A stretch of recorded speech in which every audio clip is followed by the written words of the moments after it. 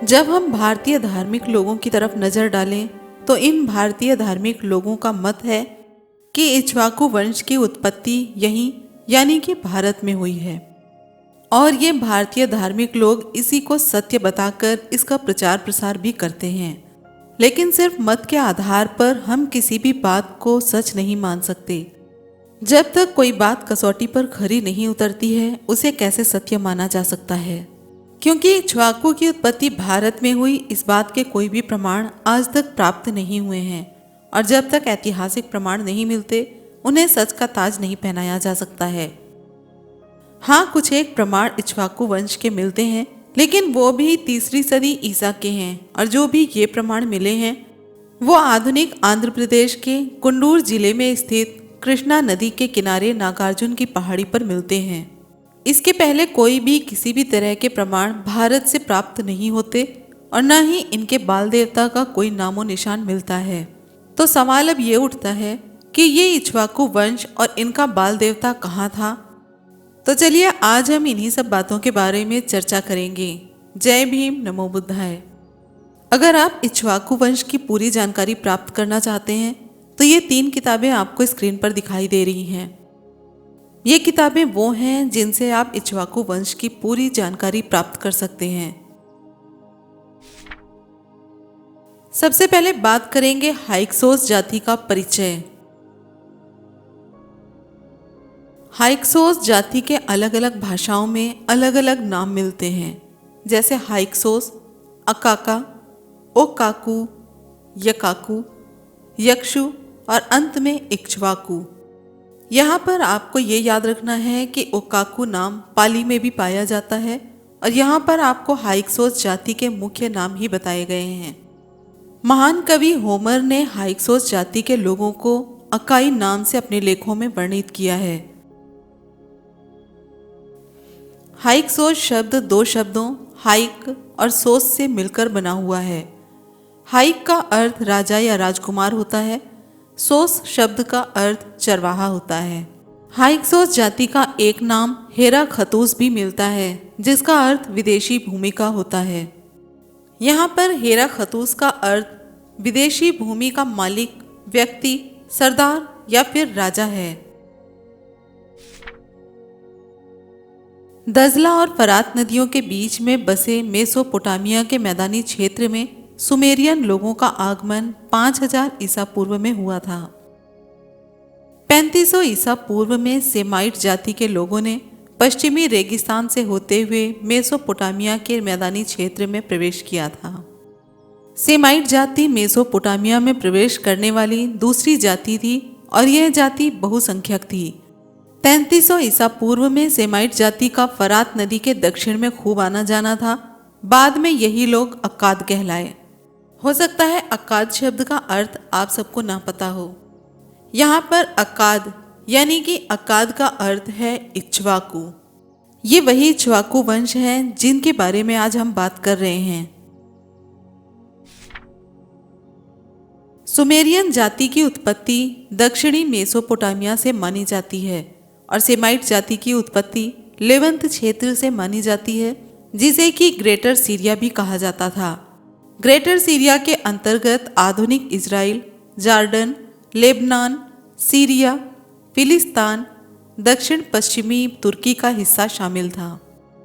Sumerian जाति के लोग सुमेरियन भाषा बोलते थे और सेमाइट जाति के लोग सेमेटिक भाषा, अक्कादियन, हिब्रू और आरामी भाषा का प्रयोग करते थे। सेमाइट जाति लेवंती रीति रिवाजों का पालन करती थी। सुमेरियन लोगों को गणित, विज्ञान, खगोल और वास्तुकला के लिए जाना जाता है और सेमाइट जाति के लोगों को एकेश्वरवाद के लिए जाना जाता है, जिसमें सामरी धर्म, यहूदी धर्म, ईसाई धर्म और इस्लाम का नाम प्रमुख रूप से लिया जाता है। दोनों जातियों में अंतर भी यही है। हाइक्सोस जाति का संबंध सेमाइट जाति के लोगों से था क्योंकि दोनों के रीति रिवाजों में समानता भी देखने को मिलती है। सेमाइट जाति के लोग ही बाद में अक्काद कहलाए, जो हाइक्सोस जाति के लोगों का ही नाम है। ये तो हुआ हाइक्सोस जाति का परिचय। अब हम बात करेंगे हाइक्सोस का मिस्र पर अधिकार। 1750 ईसा पूर्व से 1650 ईसा पूर्व के मध्य सेमाइट जाति के लोगों ने हाइक्सोस नाम से मिस्र में प्रवेश किया था। बिना युद्ध के ही उत्तरी मिस्र को अपने अधीन कर लिया था। हाइक्सोस जाति ने अपने मुख्य हथियारों, रथ, घोड़ों और धनुष का प्रयोग भी मिस्र में किया। हाइक्सोस जाति के लोगों ने लेवंती राजनीतियों का प्रचार प्रसार मिस्र में किया था, जिसमें बाल देवता का नाम प्रमुख रूप से देखने को मिलता है। मिस्र का मुख्य देवता रा को माना जाता है। थोड़ी सी चर्चा हम रा के बारे में भी कर लेते हैं, क्योंकि अधिकांश लोगों को इसके बारे में शायद ना पता हो। मिस्र की कथाओं के अनुसार रा ने पूरी दुनिया पर शासन किया था। रा को मिस्र का पहला फिरौन यानी कि राजा माना जाता है, जिसका प्रतीक गरुड़ पक्षी था। 2500 ईसा पूर्व मिस्र के 5वें राजवंश ने रा को मिस्र का प्रमुख देवता बनाया था। मिस्र में सूर्य देवता को ही रा के नाम से जाना जाता था।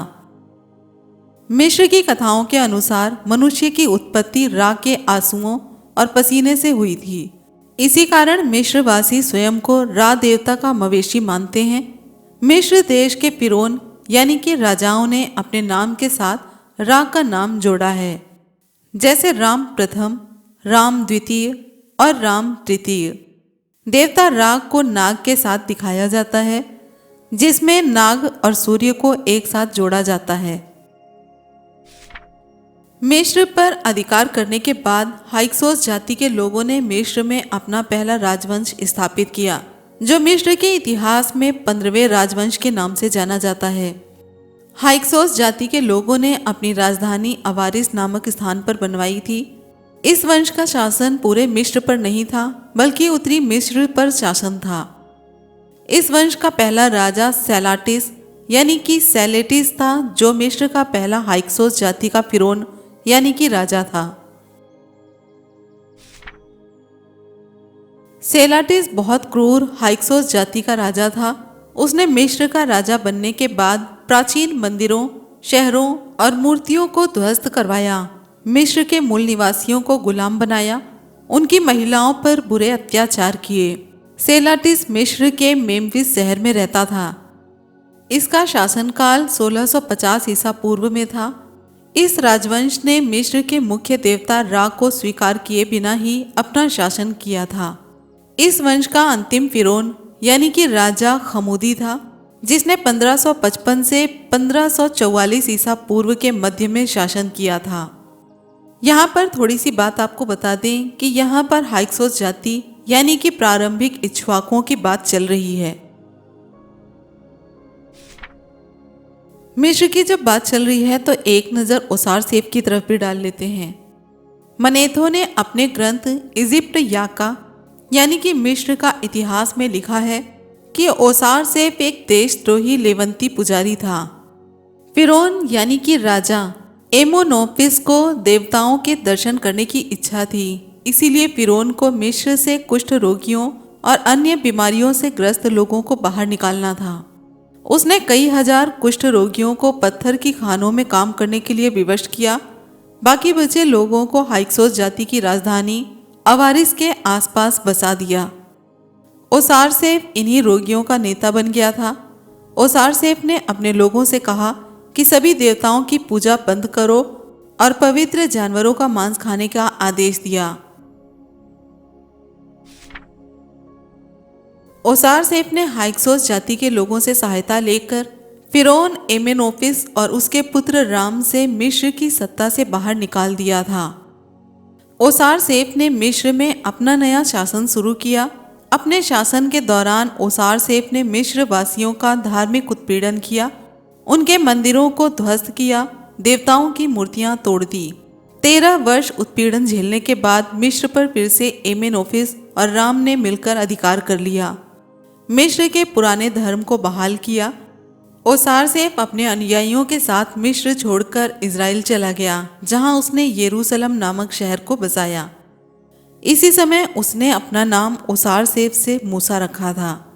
यहीं पर आपको एक बात और बता दें कि कुछ इतिहासकार इस बात को मानने से इनकार करते हैं कि उन्होंने अधिकार नहीं किया था।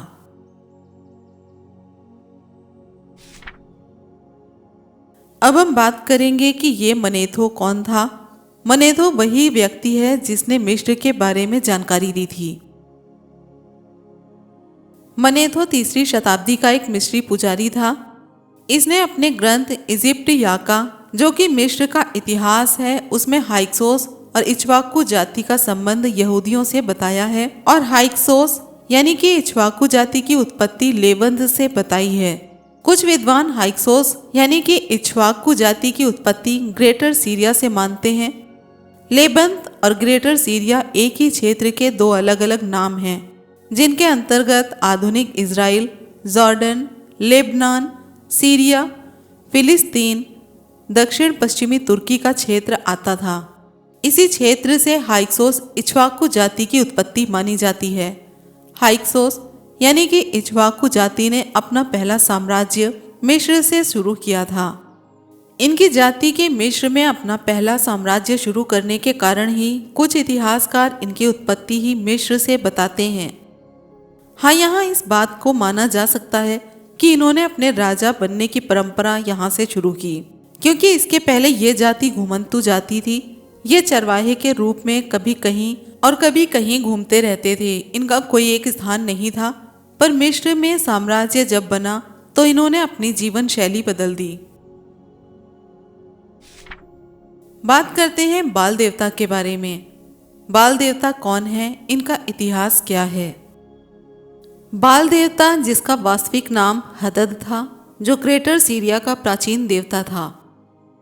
ग्रेटर सीरिया के अंतर्गत आधुनिक इज़राइल, जॉर्डन, लेबनान, सीरिया, फिलिस्तीन, दक्षिण पश्चिमी तुर्की का क्षेत्र आता था। बाल एक सेमेटिक भाषाओं की उपाधि थी जो राजा या राजकुमारों को प्रदान की जाती थी। बाल देवता का प्रतीक बैल, मेढा और वज्र था। बाल देवता के पिता का नाम दागोन था, जिसे सीरियाई देवताओं का पिता माना जाता था। बाल देवता की मां का नाम शाला था, जो एक सीरियाई देवी थी। बाल, दागोन और शाला हुरियन धर्म के देवता थे। हुरियन धर्म एक बहुदेववादी धर्म था। इस धर्म के सबसे प्राचीन प्रमाण 3000 ईसा पूर्व के हैं। मिस्र तथा इज़राइल में बल देवता का संबंध हाइक्सोस लोगों से पाते हैं। देवता बल का नाम ऋग्वेद में भी आया है, जिसकी पहचान सूर्य अथवा ऋषभ से की है। ऋग्वेद में अग्नि को बल का पुत्र पुकारा जाता था। तो ये थी छोटी सी एक जानकारी बल देवता और इक्ष्वाकु वंश के बारे में। इसके अलावा अगर आप और गहराई से इसकी जानकारी पाना चाहते हैं तो आप बुक्स को मंगवा कर पढ़ सकते हैं। वीडियो के बारे में आपकी क्या राय है, कमेंट बॉक्स में ज़रूर लिखें। वीडियो पसंद आया हो तो लाइक, कमेंट, शेयर करें और चैनल को सब्सक्राइब ज़रूर करें। फिर मिलते हैं अगले वीडियो में। जय भीम, नमो बुद्धाय, जय संविधान।